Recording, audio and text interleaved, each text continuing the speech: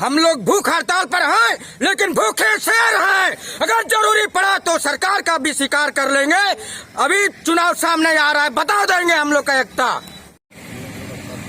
हम लोग भूख हड़ताल पे हैं, भूखे शेर हैं। जरूरत पड़ा तो सरकार को भी स्वीकार करेंगे। सरकार के द्वारा संचालित 108 एम्बुलेंस कर्मी, प्रदेश स्तर के सभी जो एम्बुलेंस कर्मी है वो अनिश्चितकालीन हड़ताल पर है। आज इनके अनिश्चितकालीन हड़ताल का 5वां दिन है। सुबह सुबह की तस्वीरें आप देख रहे हैं गिरिडीह स्टेडियम के ठीक बाहर। आप देख पा रहे होंगे हमारे साथ यहाँ पर हड़ताली कर्मी है, और साथ ही साथ आप अगर देखें स्क्रीन पर तो यहाँ पर आपको काफी संख्या में एम्बुलेंस खड़े नजर आ रहे होंगे।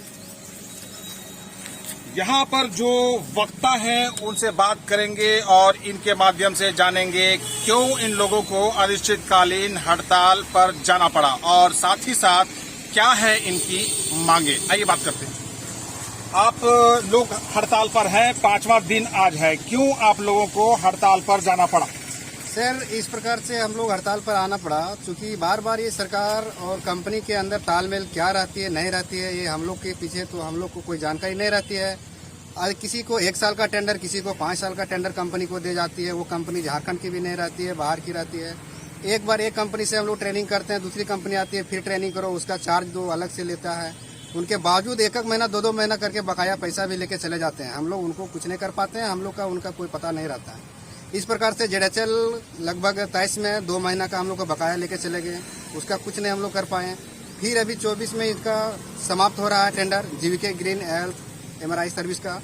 तो इसमें हम लोग सचेत हो गए हैं और इस बार हम लोग एकता हुए हैं, पूरे झारखंड का एक हैं।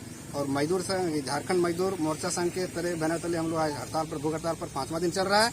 इसलिए कि हम लोग का बकाया पेमेंट नहीं मिल पाती है, बकाया पेमेंट लेके चली जाती है, फिर हम लोग किसको पकड़ेंगे। इसलिए हम लोग टाइम से पहले सचेत हो गए हैं। और हम लोग का 6 सूत्री मांग है, जो कि है कि पहला था कि 3 महीना का बकाया पेमेंट भुगतान हो, दूसरा अस्थायीकरण हो, NHM द्वारा पेमेंट हो, PFSI 1 साल से ये कंपनी नहीं काट रही है, PFSI काट दो हम लोग को। उसके बाद जिस प्रकार से अलग कंपनियां में 10% 15% जिस प्रकार से पेमेंट इंक्रीज होता है, उस प्रकार से मेरी कंपनी में नहीं किया जाता है। DA वगैरह कुछ नहीं मिलती है, बोनस भी नहीं मिलती है, जो कि हम लोग को ये हमारा अधिकार है, मिलना जरूरी है। और इस प्रकार से नहीं मिलती है, जिसके कारण हम लोग को आज 5वां दिन है, भूख हड़ताल पर बैठे हैं। सरकार इस पर अभी तक कोई अमल नहीं किया है। केवल हम लोग का 3 महीने का जो बकाया पेमेंट था, वो जो मेरा खटा हुआ पेमेंट था, काम किया हुआ, मजदूरी किया हुआ था, वो दिया है। और जो हमारे मांगे हैं वो अभी तक पूरा नहीं हुई है। और जब तक हम लोग के ये 6 सूत्री मांगे पूरा नहीं होगी, हम लोग का भूख हड़ताल समाप्त नहीं होगा।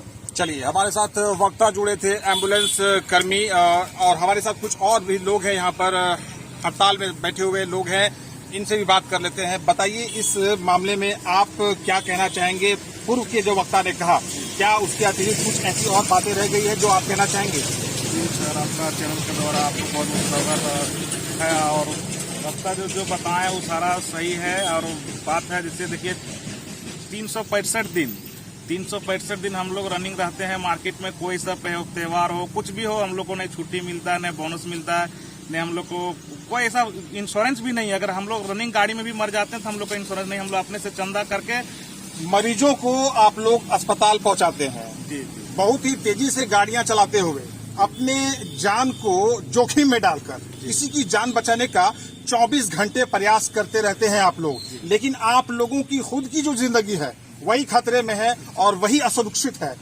सरकार आप लोगों को अनसुना कर रही है। 6 सूत्री मांगे आप लोगों की है। क्या प्रशासन और सरकार की तरफ से किसी तरह की कोई पहल की गई है? नहीं, अभी तक तो कोई पहल नहीं की गई है। 5 दिन हो गए। 5 दिन हो गए, अभी तक कोई पहल नहीं। प्रदेश के सभी एम्बुलेंस कर्मी स्ट्राइक पर हैं। जी, गाड़ियां सभी इसी तरह से खड़ी है। जी, खड़ी है। अब इस दौरान अगर झारखंड प्रदेश, चूंकि एक बड़ा प्रदेश है, काफी बड़ी संख्या